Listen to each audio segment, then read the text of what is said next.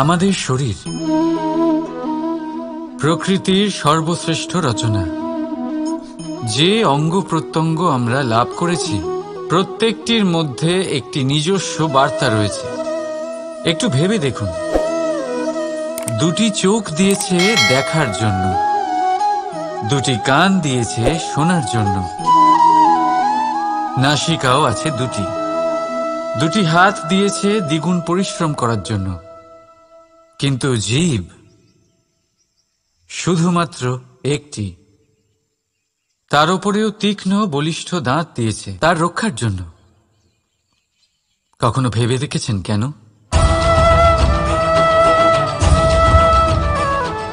কারণ শব্দ আর শব্দের প্রয়োগ মানুষের সবচেয়ে বড় অস্ত্র, যার প্রয়োগ যত ভেবেচিন্তে করা যায় মানুষ তার জীবনে ততটাই উপরে উঠতে পারে। তাহলে মনে রাখুন, দেখুন, শুনুন আর বুঝুন বেশি, বলুন কম। রাধা রাধা। আমরা সকলে শক্তি অনুভব করতে চাই। এবার যদি আপনাকে জিজ্ঞেস করা হয় যে সবথেকে বেশি শক্তির অনুভব কোথা থেকে করা সম্ভব, তখন কেউ কেউ বলবেন পুষ্টিকর আহার গ্রহণ করলে, ব্যায়াম করলে, কেউ বলবেন ধন লাভ করলে, বন্ধুদের থেকে, পরিবারের থেকে, আদি ইত্যাদি। এইভাবে আপনি শক্তির অনুভব অবশ্যই করতে পারেন, কিন্তু সবথেকে বেশি শক্তির অনুভব যদি আপনি করতে চান তাহলে তা পাবেন শুধু একতার দ্বারা, সংগঠনের দ্বারা। যদি আপনাকে উদাহরণ দিই, নিজের এই হাতটাকে দেখুন, 5টা আঙুল রয়েছে। কোনো একটা বস্তুকে নিজের একটা আঙুল দ্বারা তুলে ধরার চেষ্টা করে দেখুন, বড়ই কষ্ট হবে।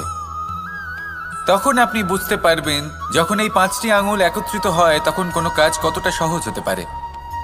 এটাই হলো শক্তি, একতার। সবথেকে ভালো উদাহরণ যদি আপনাকে দিই তাহলে বাঁশি। এই বাঁশি থেকে অত্যন্ত মধুর সুর নির্গত হয় যা সবার মন প্রসন্ন করে দেয়। এই কথা সত্যি, কিন্তু এই বাঁশি আমি একটা বা দুটো আঙুল দিয়ে বাজাতে পারবো না। আমাকে প্রত্যেকটা আঙুল ব্যবহার করতেই হবে, তবেই এর থেকে মধুর সুর নির্গত হবে যা সকলকে প্রসন্ন করবে, ঠিক কিনা? ঠিক এইভাবেই যদি আপনি চান যে আপনার জীবনরূপী বাঁশি থেকেও মধুর সুর নির্গত হোক বা সবার মনকে প্রসন্ন করে তুলুক, তাহলে আপনাকেও জীবনে একতা নিয়ে আসতেই হবে। আপনি একাও কর্ম করতে পারেন, পথ চলতেও পারেন, সামনেও এগোতে পারেন, সাফল্যও লাভ করতে পারেন। কিন্তু যখন সকলে একসাথে এগোবেন, সেই পথে চলবেন, সেই কর্মই করবেন, তখন লক্ষ্যে অবশ্যই পৌঁছবেন, সাফল্য অবশ্যই লাভ করবেন। কিন্তু সেই সাফল্য এবং তার আনন্দর সংমিশ্রণটাই একটু অন্যরকম হবে। তাই জীবনে ঐক্যবদ্ধ হন, একসাথে মিলে এগোতে থাকুন, আর আমার সাথে ভালোবেসে বলুন রাধা রাধা। মানুষ ভাবেন যে ধন অর্জন করা হলো অত্যন্ত গুরুত্বপূর্ণ। তিনি আজীবন ধন অর্জন করতে থাকেন, ধন অর্জন করার চেষ্টা করতে থাকেন। সে যাই হয়ে যাক না কেন, পরিশ্রম করতে থাকেন। স্বাস্থ্যের দিকে নজর দেন না, না উচিত সময় খাবার খান, না উচিত সময় ঘুমোতে যান, না পর্যাপ্ত সময় পর্যন্ত ঘুমন, কিছুই না। ধন অর্জন করতেই থাকেন, করতেই থাকেন। আর কিছু সময় পরে যখন তিনি অসংখ্য ধন লাভ করে ফেলেন, তখন তার সাথে ওনার শরীরে অনেক রোগ বাসা বাঁধে। এইসব রোগের উপচার করতে করতে সেই সমস্ত ধন যা উনি অর্জন করেছেন তা তিনি ব্যয় করে ফেলেন। শেষ পর্যন্ত কি হয়? আমরা যেভাবে এসেছি ঠিক সেইভাবেই ফিরে যাই, ধন এখানেই থেকে যায়। দেখুন, একটা অত্যন্ত গুরুত্বপূর্ণ কথা রয়েছে যে আপনার বোঝা উচিত। এই যে ধন, তার ব্যবহার করুন জীবনকে আরো ভালো করে তোলার জন্য। ধনের সদ্ব্যবহার করা উচিত, এমন যেন না হয় এই ধন আপনাকে ভোগ করে ফেলে। এই জীবনকে নিশ্চিত রূপে আরো শ্রেষ্ঠ করে তুলুন। কিন্তু এই ধন অর্জন করার এই প্রক্রিয়াতে নিজের সারা জীবনকে নষ্ট করে ফেলবেন না। এই জীবন উপভোগ করতে শিখুন, আর আমার সাথে ভালোবেসে বলুন রাধা রাধা। কথায় আছে, অন্ধকারে প্রদীপ প্রজ্বলিত করলে চতুর্দিক আলোকিত হয়। কিন্তু যদি এই প্রদীপ আমি সূর্যের আলোর সম্মুখে সকালবেলায় প্রজ্বলিত করে রেখে দিই, তাহলে কি হবে? আপনি বলবেন যে এটা করে তো কোনো লাভই হলো না। সূর্যের প্রকাশের সামনে এই প্রদীপ আসলে কিছুই নয়। এবার এই চিন্তা ভাবনা প্রত্যেক দিন করতে হবে, আর একটা অমূল্য শিক্ষা পেতে হবে। মনে করুন যে আপনি মহাপুরুষের সামনে বসে আছেন, কোনো মহাজ্ঞানীর সামনে, তাহলে সেই ব্যক্তির সামনে নিজের জ্ঞানের প্রদীপ প্রজ্বলিত করবেন না, নীরব থাকুন আর সেই ব্যক্তির সূর্যের প্রকাশের মতো জ্ঞান প্রাপ্ত করুন। যতটা পারবেন জ্ঞান লাভ করুন। যদি এমন কোনো সময়, এমন কোনো স্থানে আপনি আছেন যেখানে চতুর্দিক অন্ধকার, কারোর কাছেই জ্ঞান নেই, সেখানে নিজের জ্ঞানের প্রদীপ প্রজ্বলিত করুন। এমন করলে দুদিক থেকেই আপনার লাভ হবে। আপনার জ্ঞান প্রাপ্তিও হবে আর জ্ঞানের সঠিক প্রয়োগও করতে পারবেন। আর এই মন প্রসন্ন হয়ে বলবে, রাধা রাধা। মানুষের মধ্যে একটা বিচিত্র প্রবৃত্তি থাকে, অন্য সকলের বিষয়ে, তাদের জীবনের বিষয়ে, তাদের ব্যক্তিত্বের বিষয়ে, তাদের ভবিষ্যতের বিষয়ে অনুমান করা। এটা হলো অনুচিত। কারোর অতীতকালকে দেখে লোকে ভবিষ্যৎ বলে দিতে পারেন, বর্তমানকে দেখে ভবিষ্যতের বিষয়ে অনুমান করে ফেলেন। উদাহরণ দিতে হলে বলবো, কোনো দাসকে দেখুন, ওকে দেখে লোকে বলে যে ওর ভবিষ্যৎ সেটাই হতে পারে, অনুমান করে ফেলেন। আর এই রাজাকে দেখুন, উনি তো কত সুখী হবেন, উনি তো জগতের সব থেকে অধিক সুখী মানুষ, কত সুখ সুবিধা আছে ওনার কাছে, ধারণা করে ফেলেন। তবে সত্য তো এটাই যে কারোর ব্যক্তিত্বের বিষয়ে, তাদের ভবিষ্যতের বিষয়ে আপনি পূর্ণ সত্য কখনোই বলতে পারবেন না, শুধু অনুমান করতে পারবেন। আর এই অনুমান করে সত্যি কোনো লাভ হয় না, কারণ এই কাল সেটা হলো অত্যন্ত শক্তিশালী। কালো থেকে কালোতর কয়লাকেও হিরেতে পরিণত করতে পারে, অনেক বড় বড় রাজাকেও বিদূষক বানিয়ে ফেলতে পারে এক মুহূর্তেই। তাহলে আপনি অনুমান করে কি লাভ? কি পেলেন অনুমান করে? সেই জন্য কারোর বিষয়ে কোনো অনুমান করবেন না, তার ভবিষ্যতের বিষয়ে অনুমান করতে যাবেন না, কারোর বিষয়ে কোনো ধারণা করে নেবেন না। কিছু করতে হলে ভালোবাসুন, সবার মধ্যে ভালোবাসা ছড়ান, সবার মধ্যে ধন্যাত্মক ভাব ছড়ান। এই মন প্রসন্ন হয়ে বলবে, রাধা রাধা। কেউ বলে জীবন খুব ক্ষণস্থায়ী, কেউ বলে জীবন হলো একটা সুন্দর স্বপ্নের মতো, আবার কেউ বলবে জীবন হলো এক কঠোর সত্য। কিন্তু জীবন আসলে কি? জীবন হলো আপনারই প্রতিবিম্ব, একটা দর্পণ। অর্থাৎ আপনি জীবনকে সেইভাবেই পাবেন যেরকম আপনি নিজেকে প্রতিপন্ন করবেন। যদি আপনি দর্পণের দিকে তাকিয়ে হাসেন, তাহলে আপনি সামনে হাসি মুখী দেখতে পাবেন। এবার যদি আপনি গম্ভীর হয়ে থাকেন, তাহলে আপনি একজন রুষ্ট ব্যক্তি দেখতে পাবেন। শেষে সবথেকে বেশি গুরুত্বপূর্ণ হলো আপনার চেষ্টা। আপনাকে সবসময় চেষ্টা করতে হবে যাতে আপনি নিজেকে প্রসন্ন এবং ইতিবাচক মনোভাবে রাখেন। এটা হলো আপনারই উত্তরদায়িত্ব, তাকে পালন করুন। এই মনকে প্রসন্ন রাখুন, এই সংসারকে সুন্দর বলে মনে হবে। আর এই মন প্রসন্ন হয়ে বলবে, রাধা রাধা। মানুষের একটি সমস্যা আছে যে মানুষ সাফল্যকে মাপতে থাকেন, লক্ষ্যপ্রাপ্তিকে মাপতে থাকেন এবং তার তুলনা করতে থাকেন যে ও এত কিছু পেল আর আমি পেলাম না, ওর কাছে এত কিছু আছে কিন্তু আমার কাছে নেই। এই তুলনা করার জন্য ওনারা দুঃখী হয়ে পড়েন, নিরাশ হয়ে পড়েন। তাই আমি একটা প্রশ্ন করছি যে এটা কি উচিত? এই সংসারে আপনি কি নিয়ে তুলনা করবেন, যেখানে সূর্যদেব চন্দ্রমা দুজনেই আছেন, দুজনেই হলেন বিশেষ, দুজনেই নিজ নিজ সময়ে উদিত হন। এদের মধ্যে একজন না থাকলে তাহলে আমাদের জীবন কঠিন হয়ে পড়বে। ঠিক সেইভাবেই আপনি যদি একটা বড় রেখা অঙ্কন করেন, তাহলে অন্য রেখাটি ছোট হয়ে পড়ে না, সে তেমনই থাকে যেমনটা সে ছিল। আপনার অস্তিত্ব কখনো ছোট বা বড় হতে পারে না। শুধু তুলনা করার জন্য আপনার এটা মনে হতে পারে। যদি আপনি যুদ্ধ করতে চান, আপনার তলোয়ারের প্রয়োজন পড়বে। যদি বস্ত্র তৈরি করতে চান, এত বড় তলোয়ার দিয়ে কিছুই হবে না। তখন প্রয়োজন পড়বে একটা ছোট্ট সূচের। তাই তুলনা করবেন না, না নিজেকে ছোট মনে করবেন, না অন্য কাউকে। সবার সাথে সহযোগিতা করুন, আর যদি তুলনা করতেই হয় নিজের সাথে করুন, যে কাল আমি কেমন ব্যক্তি ছিলাম, আজ কি তার থেকে শ্রেষ্ঠ হয়ে উঠতে পেরেছি। ভেবে দেখুন ভবিষ্যতে গিয়ে আপনি কতটা শ্রেষ্ঠ ব্যক্তি হতে পারেন। আসুন আমার সাথে ভালোবেসে বলুন, রাধা রাধা। এই সংসারের সব থেকে গুরুত্বপূর্ণ তত্ত্ব কোনটা? প্রথম হলো সময়। জন্ম থেকে মৃত্যু পর্যন্ত এই যে সময়, এটাই তো হলো জীবন। দ্বিতীয় হলো জীবন, যাতে আমরা সময়ের সদ্ব্যবহার করি, শ্রেষ্ঠ থেকে শ্রেষ্ঠতর কাজ করার চেষ্টা করি, বহু বছরের এই পরম্পরা, এই সংস্কৃতিকে এগিয়ে নিয়ে যাওয়ার চেষ্টা করি, এই সংসারে আমরা অংশগ্রহণ করতে চেষ্টা করি। তৃতীয় হলো ধন, সেই ধন যা প্রত্যেক ব্যক্তি অর্জন করতে চেষ্টা করেন। এবার এই তিনটি তত্ত্বের মধ্যে একটা সামঞ্জস্য আছে, সমান ব্যাপার আছে, সে ধনই হোক বা সময় হোক বা হোক জীবন।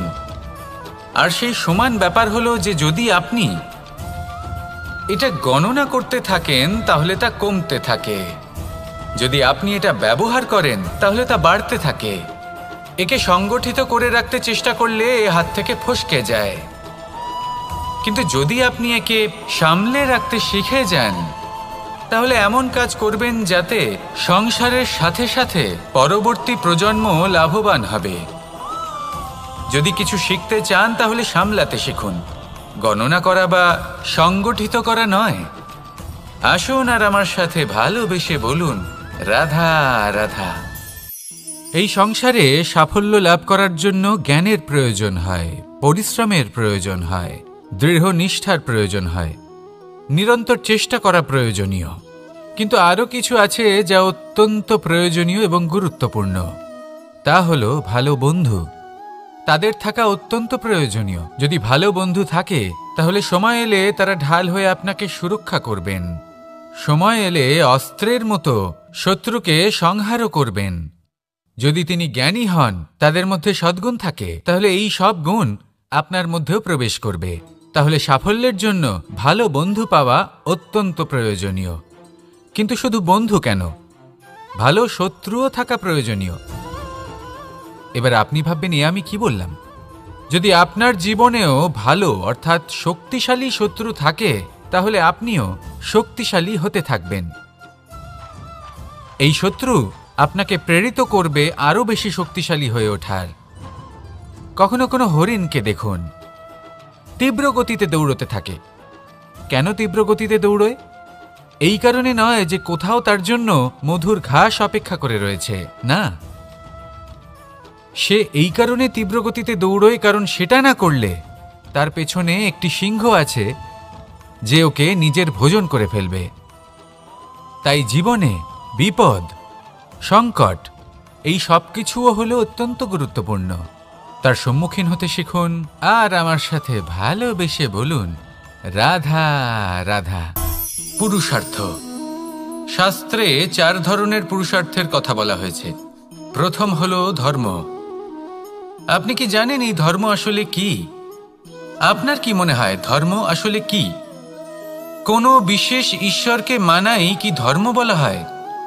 নাকি কোনো বিশেষ রীতি পালন করাই হলো ধর্ম? নাকি কোনো বিশেষ সাহিত্যকে সর্বশ্রেষ্ঠ মনে করাই হলো ধর্ম? না, ধর্ম হলো সেটা যাকে ধারণ করা যেতে পারে। আর ধারণ শুধু সেটাই করা যায় যা পবিত্র। পবিত্র শুধু তাকেই বলা হয় যা নিঃস্বার্থ, যার মধ্যে শাসন করার কোনো ইচ্ছে নেই, যা সরলভাবেই প্রবাহমান, জল এবং বায়ুর মতো। যখন কোনো ব্যক্তি ধর্মকে ধারণ করেন এবং সেই ধর্ম সেই ব্যক্তিকে রক্ষা করে, তখন তাকে ধর্ম বলা হয়। ধর্ম যা রক্ষা করে অহংকার থেকে, খারাপ চিন্তার হাত থেকে। সেই জন্য পুরুষার্থ গড়ে তোলার আগে, ধর্ম পালন করার আগে ধর্মের প্রকৃত অর্থ কি সেটা বুঝে নিন। এটা জেনে রাখুন যে সমস্ত ধর্মের আধার, সমস্ত ধর্মের ভিত শুধুমাত্র ভালোবাসা। আসুন আর এই ভালোবাসার সাথেই বলুন, রাধা রাধা। কখনো কোনো বাগানের কোনো বৃক্ষকে দেখেছেন যেখানে সুগন্ধি ফুল থাকে, রসালো ফল থাকে? তখন মন প্রফুল্ল হয়ে ওঠে, মন থেকে সেই বৃক্ষের প্রতি ভালোবাসা জন্মায়। কিন্তু যিনি বাগানের মালিক, শুধুমাত্র তিনিই জানেন যে কিভাবে এই বৃক্ষকে আগলে রাখতে হয়, কিভাবে তার পরিচর্যা করলে এতে সুন্দর সুগন্ধি ফুল হবে, রসালো ফল হবে। কখনো কখনো প্রয়োজনের থেকে বেশি রোদ পেলে এই বৃক্ষগুলি শুকিয়ে যায়, প্রয়োজনের থেকে কম রোদ পেলেও এই বৃক্ষ কিন্তু শুকিয়ে যায়। প্রয়োজনের থেকে কম জল যদি পায়, এই বৃক্ষ শুকিয়ে যেতে পারে। প্রয়োজনের থেকে অতিরিক্ত জল যদি পায়, তখনও এই বৃক্ষের শিকড়গুলি নষ্ট হয়ে যেতে পারে। এবার এটাই কিন্তু আমাদের সংসারের সাথেও হয়। আমাদের সংসারের সকল প্রতিভাশালী ব্যক্তি, যেমন লেখক, বিচারক, প্রবক্তা, যোদ্ধা, এদের সবার ক্ষেত্রে এই কথাটাই প্রযোজ্য। যদি বেশি প্রশংসা করা হয় তাহলেও এরা হারিয়ে যাবেন। প্রয়োজনের থেকে বেশি যদি নিন্দা করা হয় তখনও তারা নত হয়ে পড়বেন। তাহলে আজ আমি এদের একটা ছোট্ট কাহিনী শোনাবো, নিজেদেরও। এটা কোনো এক সময় রাখবেন একটা দুজন বোন জাতাকলে গম পেশাই করছিলেন। জেনে রাখুন কখন কোন নিন্দায় আপনি লজ্জিত হবেন ছিলেন, তিনি সময় সময় সেখান থেকে ছোট ছোট দানা তুলে নিজের মধ্যে বিষয়টা উপভোগ করছিলেন। এবার দেখতে দেখতে গম পেশাই সমাপ্ত হয়ে বলবে, এবার পেশাই করা গম নিয়ে সেই দুজন বোন বাড়ি ফিরে আসছিলেন এবং তাদের ফেরার পথে হঠাৎ করে কোথাও থেকে একটি বাছুর চলে এলো। এই দুই বোন ভয়ভীত হয়ে গেলেন আর তাদের হাত থেকে সেই আটা পড়ে গেল, মাটিতে মিশে গেল। এবার এই পুরো ঘটনাক্রমে যদি কারোর বিন্দুমাত্র লাভ হয়ে থাকে, বিন্দুমাত্র আনন্দ পেয়ে থাকে, তাহলে সে কে? সেই ছোট বোন, যিনি মাঝে মাঝেই গমের দানা তুলছিলেন এবং খাচ্ছিলেন। কিছুটা হলেও উনি আনন্দ লাভ করেছিলেন। এবার এরকমই হলো আমাদের জীবনে ভক্তি এবং ভালোবাসা সংক্রান্ত বিষয়। মানুষ নিজের জীবনের দৈনিক কাজে এতটাই ব্যস্ত হয়ে পড়েন, প্রত্যেক দিন শুধু কাজ কাজ কাজ কাজ করতে থাকেন, আর তাতে ভক্তি এবং ভালোবাসার জন্য সময় বার করতেই পারেন না। দেখুন, জীবনে ভক্তি আর প্রেমের এই যে ছোট ছোট মুহূর্ত আছে, এগুলো যদি আপনি যাপন করতে পারেন তাহলে তাতেই আপনি তৃপ্তি লাভ করবেন। বাকি সবই আপনার ব্যর্থ বলেই মনে হবে। জীবনে যখনই আপনি কোনো কাজ করবেন, ঈশ্বরের প্রতি সমর্পিত হয়ে সেই কাজ করুন। আর যখনই সময় পাবেন, তাহলে সেই সময় নিজের আপনজনদের দিন, যাদের আপনি ভালোবাসেন, তাদের প্রতি যত্নবান হন, তাদের শুভাকাঙ্ক্ষী হন। এই প্রেম আর ভক্তির ছোট ছোট মুহূর্তগুলো আপনার জীবনকে চরিতার্থ করে তুলবে। আসুন আমার সাথে ভালোবেসে বলুন, রাধা রাধা। আমরা সবাই সূর্যকে সম্মান করি, ওনাকে শ্রদ্ধা করি, ওনাকে পুজো করি। এই সূর্য আমাদের শক্তি প্রদান করেন, প্রকাশ প্রদান করেন। কখনো কখনো উষ্ণতা এতটাই বাড়িয়ে তোলেন, এতটাই তপ্ত করে তোলেন, আমাদের একথা মনে হয় যে আমাদের এই শরীর জ্বলে যাচ্ছে। তখনও আমরা বিরোধিতা করি না, তাকে কটু কথা শোনাই না, আমরা সসম্মানে তা গ্রহণ করি। কেন কেন করি? কারণ আমরা জানি যে সন্ধেবেলা যখন সূর্যাস্ত হবে, তখন শুধুমাত্র অন্ধকার বাকি থাকবে। ঠিক কিছুটা এরকমই হয় আমাদের মাতা পিতাও, যিনি আমাদের জন্ম দেন, আমাদের ভরণ পোষণ করেন, আমাদের বড় করেন, আমাদের প্রেম প্রদান করেন। কখনো কখনো তাদের মুখ থেকে কটু কথা নিঃসৃত হয়, আমাদের দুঃখ হয়, কিন্তু তখন আমাদের এটা বোঝা উচিত এগুলি নিঃসৃত হচ্ছে আমাদেরই মঙ্গলের জন্য। যেমন সূর্যদেব, উনিও উত্তাপ দিয়ে থাকেন আমাদেরই মঙ্গলের জন্য, যাতে ফসল পাকতে পারে, যাতে জল বাষ্প হয়ে মেঘ হতে পারে, বৃষ্টি হতে পারে, আর এই সংসারে নিরন্তর জলের প্রবাহ থাকে। আমাদের মাতা পিতা, তাদের কঠোর আচরণ, তাদের কঠোর অনুশাসনের পেছনে লুকিয়ে থাকে ওনাদের ভালোবাসা। আমাদের তা বুঝতে হবে, সসম্মানে ওনাদের গ্রহণ করতে হবে। কারণ ঠিক সূর্যাস্তের পরে যেমন চতুর্দিক অন্ধকারচ্ছন্ন হয়ে যায়, তেমনি আমাদের জীবন থেকে যখন আমাদের মাতা পিতা চলে যায়, তখন আমাদের জীবনেও শুধু এবং শুধুমাত্র অন্ধকারই ছেয়ে থাকে। সেই জন্য নিজের মাতা পিতাকে সম্মান করুন, ওনাদের ভালোবাসা প্রদান করুন। এই মন আর এই জীবন প্রসন্ন হয়ে বলবে রাধা রাধা। শিশিরের বিন্দু পাতার ওপর পড়ে আর তার গায়ে লেগে থাকে। পাতা তাকে শুষে নিতে পারে না, আর শেষ পর্যন্ত সে ঝরে পড়ে যায়। অন্যদিকে রয়েছে মেঘ এবং চাতক। এদের মধ্যে অনেক দূরত্ব থাকে। মেঘ থাকে আকাশে আর চাতক থাকে ধরিত্রীতে। কিন্তু যখন এই মেঘ থেকে বৃষ্টি ঝরে পড়ে, এই চাতক কিন্তু সেই জলই পান করে, নয়তো সে তৃষ্ণার্ত থেকে যায়। এবার অন্যদিকে দেখলাম শিশির বিন্দু আর পাতার এই সম্পর্ক। এরা খুব কাছাকাছি থাকে, ঘনিষ্ঠও থাকে। অন্যদিকে রয়েছে মেঘ এবং চাতকের সম্পর্ক, যাদের মধ্যে অনেক দূরত্ব থাকা সত্ত্বেও তারা খুব ঘনিষ্ঠ, তাই না? এই সারমর্ম খুব সরল। এই নৈকট্য, এই দূরত্ব, তা আপনার সম্পর্কে প্রভাব কিছুতেই ফেলতে পারে না। এই নৈকট্য, এই দূরত্ব, এইসব হলো শুধুমাত্র মনের ব্যাপার। কখনো আপনি অনুভব করেছেন আপনি কারোর থেকে অনেক অনেক দূরে আছেন, অনেক দূরে আছেন, তাও সেই ব্যক্তির প্রতি আপনি টান অনুভব করেন। সেখানে আপনি কারোর সাথে প্রত্যেক দিন অতিবাহিত করেন, সমস্ত জীবন অতিবাহিত করেন, সব থেকে বেশি সময় তার সাথে অতিবাহিত করেন, তাও তার প্রতি সেই টান অনুভব করেন না। এই সংকেত হলো মনের দূরত্বের। তাহলে মনের এই দূরত্ব দূর করুন আর আমার সাথে ভালোবেসে বলুন রাধা রাধা। পাখি কখন জন্ম নেয়, কখন উড়তে শেখে, কখন বাসা বানাতে শেখে, কখন নিজের মৃত্যু লাভ করে, এসব আমাদের মধ্যে কেউ জানি না। কিন্তু পাখি একটা কথা খুব ভালো করে জানে, যে এই সংসারে ও যা কিছুই করুক না কেন, এই সংসারের ওকে নিয়ে কিচ্ছু যায় আসে না। এবার আমরা কি করি? কোনো কাজ করার আগে আমরা এটা ভাবি যে এই সংসার যদি আমাকে দেখে ফেলে তাহলে কে জানে এই সংসার কি ভাববে, আমার প্রতিচ্ছবি কেমন তৈরি হবে কে জানে, কে জানে কি হবে আদি ইত্যাদি। এই সব ভাবনায় আমরা মগ্ন হয়ে যাই। কিছুটা এমনভাবে মগ্ন হই যে বর্তমানের কর্মের এই জীবনের যাত্রাপথে সেই সময়ের আনন্দ উপভোগ করতে ভুলে যাই। এবার দেখুন একটা পাখি কি করে। ওর কর্ম হলো গান গেয়ে চলা। ওই পাখি গেয়ে চলে, কেউ ওর গান শুনুক বা না শুনুক, কেউ আদৌ শুনছে কিনা সেই বিষয়টা নিয়ে সেই পাখির কিছুই যায় আসে না। সেই পাখি নিজের কর্ম করতে থাকে। হয়তো সেই জন্যই আপনি কখনো কোনো পাখিকে কাঁদতে দেখবেন না।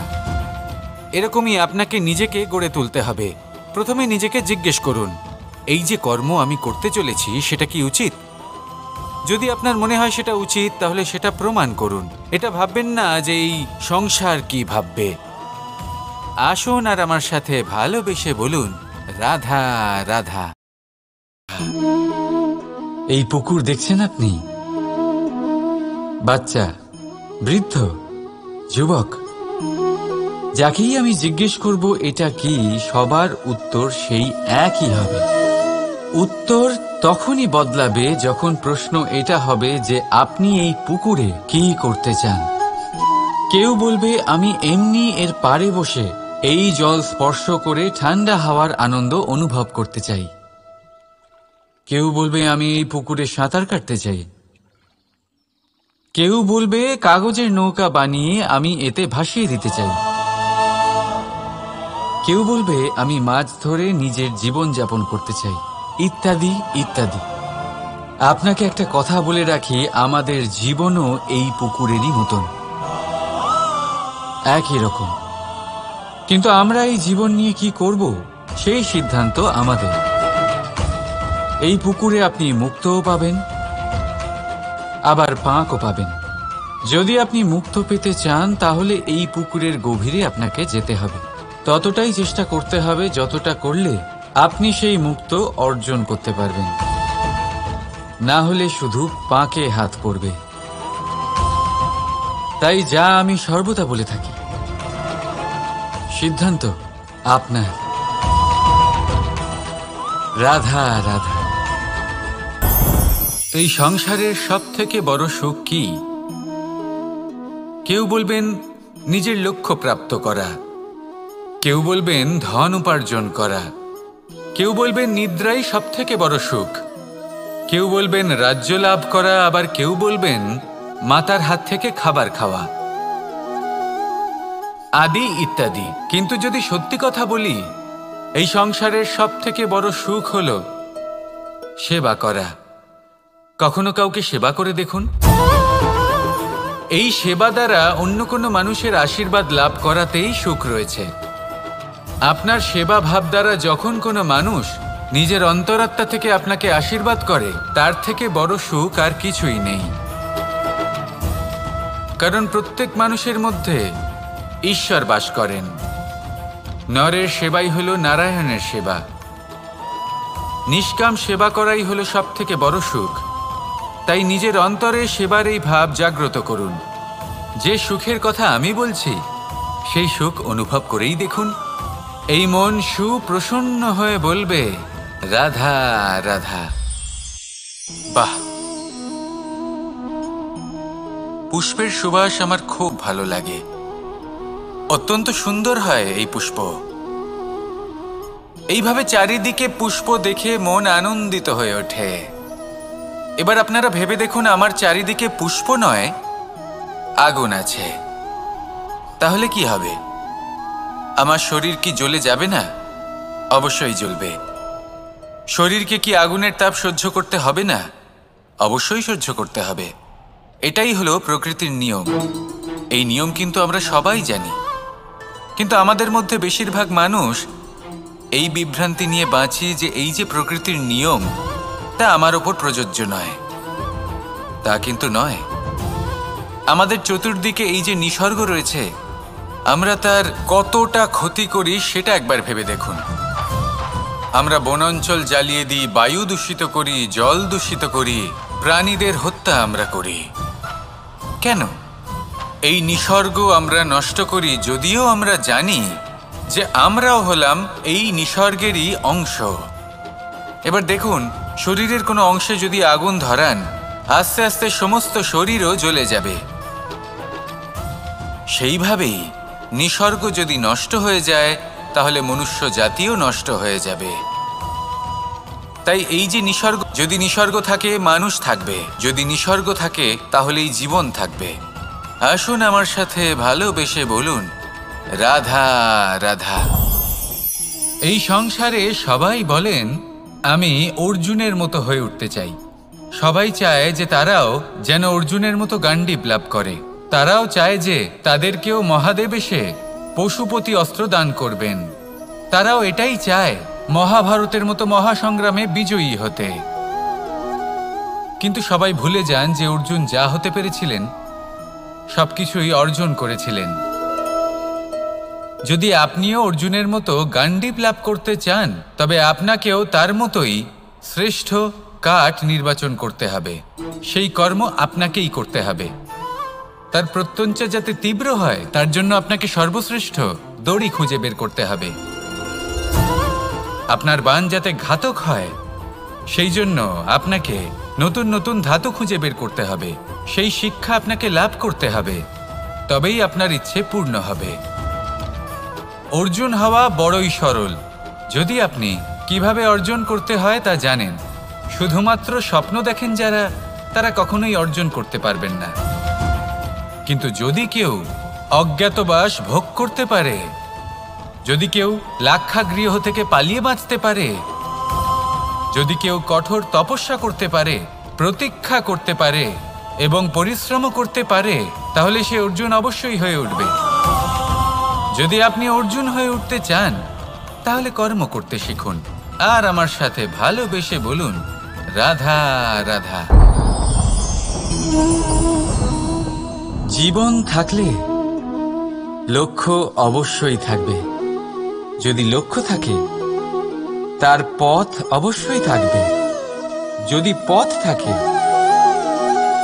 তাহলে বাধা অবশ্যই থাকবে। আর এর ওপরেই নির্ভর করে যে আমরা জীবনে সফল হব না অসফল, পুরস্কারের ভাগীদার হব নাকি তিরস্কারের। মনে করুন, আপনাকে একটা কাজ করতে হবে। আপনাকে পর্বত আরোহণ করতে হবে, আর সেই পথের ঢাল আপনাকে একাধিকবার ফেলে দেবে। পাথর আপনাকে একাধিকবার আহত করবে। এই অবস্থায় কি করবেন? সাধারণ মানুষ বেছে নেয় প্রতিশোধ। সেই পর্বতকে নষ্ট করে দেওয়ার চিন্তা ভাবনা করে। তাই জীবনে প্রতিশোধ নয়, পরিবর্তন বাছুক। বদলা নয়, বদল বেছে নিন। আপনার বাধা আপনার বন্ধু হয়ে যাবে।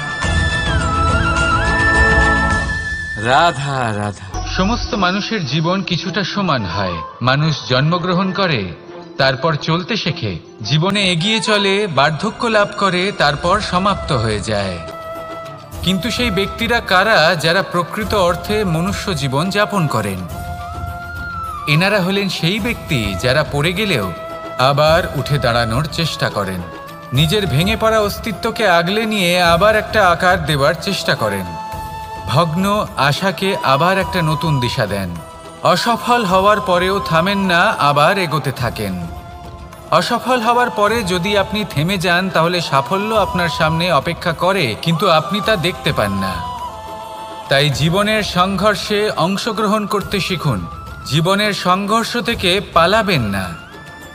আসুন আমার সাথে ভালোবেসে বলুন রাধা রাধা। একবার একটা শেয়াল বনে বিচরণ করছিল। ও একটা ছোট্ট শাবক দেখতে পেল। ও ভাবল, আজ একেই আমি খাবার হিসেবে গ্রহণ করব। আশেপাশে দেখলো কেউ দেখছে না তো, কেউ ছিল না, আর সেই শাবকের ওপর আক্রমণ করল, যা হলো একটা ঘোর অপরাধ। বনের নিয়ম অনুসারে আপনি কখনোই শাবকের ওপর আক্রমণ করতে পারেন না। তারপর এই খবরটা যখন রাজা সিংহ জানতে পারলেন, সভার আয়োজন করলেন। কিন্তু সেখানে শেয়াল বলল, আমি তো এরকম কিছু করিনি। কিন্তু যদি আপনি এরকম বলেন, কোনো প্রমাণ দিন, এর কোনো সাক্ষী আছে? তখন রাজা সিংহ পেঁচাকে ডেকে পাঠালেন, যে সেই মুহূর্তে বৃক্ষের শাখার ওপর বসেছিল। সে সব কিছু দেখেছিল। পেঁচা সব সত্যি কথা বলল, আর শেয়ালকে মৃত্যুদণ্ড দেয়া হলো। এবার এই কাহিনী আমি আপনাকে কেন শোনালাম? কারণ মানুষও কখনো কখনো এরকম কর্ম করেন যা শিয়াল করেছে। এটা ভাবেন কেউ দেখছে না, যখন আমি অনুচিত কর্ম করতেই পারি। কিন্তু না, আপনি যাই করুন না কেন, কেউ না কেউ অবশ্যই তা দেখছে। কোনো ব্যক্তি না হলেও কোনো প্রাণী, না হলে কোনো যক্ষ বা দেব বা প্রেত। যদি এনারা কেউ না দেখেন, তাহলে ধরিত্রী মাতা দেখেন, যেখানে দাঁড়িয়ে আপনি সেই কর্ম করছেন, তাই না? তাই একটা কথা সবসময় মনে রাখবেন, কে দেখছেন কে দেখছেন না সেই বিষয়ে ভাবা ছেড়ে দিন। এটা খুব সহজ কথা। আপনি যদি উচিত কর্ম করেন, উচিত ফল পাবেন। যদি অনুচিত কর্ম করেন, তাহলে আপনি অনুচিত ফল অবশ্যই পাবেন। সেই জন্য উচিত পথে চলতে থাকুন, উচিত কর্ম করতে থাকুন, আর আমার সাথে ভালোবেসে বলুন রাধা রাধা। আপনি কখনো কোনো বাজকে নিজের বাসা বানাতে দেখেছেন? এই বাজ যখনই কোনো বাসা বানায়, তখন উঁচু গাছের ডালে বা কোনো পর্বতের শিখরে বাসা বানায়, অনেক উচ্চতায়। আর সেখানে তার সন্তানও জন্মগ্রহণ করে। যখন এই সন্তানেরা জন্মায়, তখন এই বাজ খুবই ভালোবেসে এবং খুব সাবধানে এদের পালন পোষণ করে। নিজের ঠোঁট দিয়ে তাদের ঠোঁটে খাবার পরিবেশন করে। কিন্তু যেই সেই সন্তানেরা হৃষ্টপুষ্ট হয়ে যায় এবং সেই কথা বাজ নিজে বুঝতে পেরে যায়, সেই বাজ নিজেই সেই বাসা ছিন্ন ভিন্ন করে দেয়। সেই সন্তান যাদের সবেমাত্র ডানা গজিয়েছে, কিভাবে উড়তে হয় তারা জানে না, সেই সন্তানগুলিকে উচ্চতা থেকে ঠেলে দেয়। সেই সন্তান প্রথমে ভয়ভীত হয়ে যায়। তারা সামনে মৃত্যুকে দেখতে পেয়ে ভয়ের কারণে তাদের ডানা ঝাপটাতে থাকে, আর সেই প্রক্রিয়াতেই সেই সন্তানগুলি উড়তে শুরু করে দেয়। এবার এই ঘটনায় আমরা কি শিক্ষা পেতে পারি? এটাই, যদি আপনি মাতা পিতা হন, তাহলে নিজের সন্তানকে অবশ্যই স্নেহ করুন, কিন্তু তাদেরকে নিজের আঁচলের তলায় বেঁধে রাখবেন না। যদি আপনি চান আপনার সন্তান জীবনে উন্নতি করুক, তাহলে নিজের মুঠো থেকে তাদের স্বতন্ত্র করে দিন। এই সংসারে সংঘর্ষ করতে দিন। সেই সন্তান নিজেই বুঝতে পারবে যে জন্মের সময় পাওয়া ডানা কি করে ব্যবহার করতে হয়। আর আপনার চোখের সামনে আপনার সন্তান এই আকাশে উড়তে থাকবে। তাহলে আসুন আমার সাথে ভালোবেসে বলুন, রাধা রাধা। সংসারে সবচেয়ে পবিত্র মানা হয় গঙ্গা জলকে। কখনো ভেবে দেখেছেন কেন? কারণ গঙ্গা জলের আবির্ভাব অত্যন্ত শুদ্ধ হয়, তার জন্ম শুদ্ধ হয়, যেখান থেকে তার শুরু সেটাই শুদ্ধ হয়। আর শুরুটা শুদ্ধ হওয়া অত্যন্ত আবশ্যক। আমাদের জীবনে সবই শুরু হয় আমাদের ভাবনা থেকে। নিজের ভাবনাকে শুদ্ধ রাখুন, কারণ এই ভাবনা থেকেই আবির্ভাব হয় শব্দের। আপনার সব সংসারে, এই জীবনে নিজের ভাবনা শুভ রাখলে, শুদ্ধ করলে আপনার মন সুপ্রসন্ন হয়ে বলবে, রাধা রাধা। মানুষ জন্মগ্রহণ করে, তার সাথে ভয়েরও জন্ম হয়। ছোটবেলা থেকেই আমাদের মনে কোনো না কোনো প্রকারের ভয় থেকেই যায়। কেউ এই বিষয়ে ভয় পায় যে তার কোনো বস্তু তার থেকে দূরে চলে যাবে। কেউ এই বিষয়ে ভয় পায় যে আমি নিজেকে হারিয়ে ফেলব। কেউ এই ভেবে ভয় পায় যে আমার প্রিয়জনেরা তারা যেন আমার থেকে দূরে না চলে যায়। কেউ এই ভেবে ভয় পায় যে আমরা যেন পথ না হারিয়ে ফেলি, আদি ইত্যাদি। কিন্তু সত্যি কথা বলতে, ভেবে দেখুন এই ভয় বাস্তবে কি? শুধুই একটা মনস্থিতি, আর কিছুই নয়। যা কিছু আপনি জীবনে পেয়েছেন তা একদিন আপনাকে হারাতে হবে। এই জীবন হলো আপনারই, কিন্তু তাও একদিন সমাপ্ত হবে। তাই ভয় পেয়ে কি লাভ? এই ভয় শুধু আপনাকে জীবনযাপন করা থেকে বাধা দিচ্ছে, আর কিচ্ছু নয়। পথ হারিয়ে ফেললেই বুঝতে পারবেন যে নতুন পথ কিভাবে বানাতে হয়। কিছু মানুষকে জীবন থেকে হারালে তবেই আপনি বুঝবেন যে আপনার আপনজনকে। এই ভয়ের কারণে ভীত হয়ে থাকবেন না। এই তারা নক্ষত্র অন্ধকারের অভাবে গুরুত্ব হারায়। শিবকেও মহাদেব হওয়ার জন্য বিষপান করতে হয়েছিল। প্রত্যেক পরিস্থিতি, প্রত্যেক সাফল্য আপনার পরীক্ষা নেবে। তাতে উত্তীর্ণ হওয়া হলো আপনার কর্ম। যখনই আপনি ভয় পাবেন বা সংকটের সম্মুখীন হবেন, তখন সাহসের সাথে তার সম্মুখীন হন। মনে রাখবেন, যে সম্মুখীন হতে জানে, সাফল্য তার সাথে সবসময় থাকে। আসুন আর আমার সাথে ভালোবেসে বলুন, রাধা রাধা। আমাদের হাতটা দেখুন। এই হাতে 5টা আঙুল আছে, যা ভিন্ন ভিন্ন ধরনের। একরকম কেন নয়? কারণ হলো প্রত্যেকের নিজের নিজের গুরুত্ব আছে, নিজের নিজের মাহাত্ম্য আছে। এরা ভিন্ন, তাই একত্রিত হয়ে মুষ্টিবদ্ধ করা সম্ভব, যার দ্বারা আমরা আত্মরক্ষাও করতে পারি, আবার আক্রমণও করতে পারি। যদি 5টি আঙুল সমান হতো তাহলে মুষ্টিবদ্ধ হতে পারত না, নিজেদের মধ্যে বিভ্রান্তির সৃষ্টি করত। এবার এরকমই কিছু আমাদের সংসারেও হয়।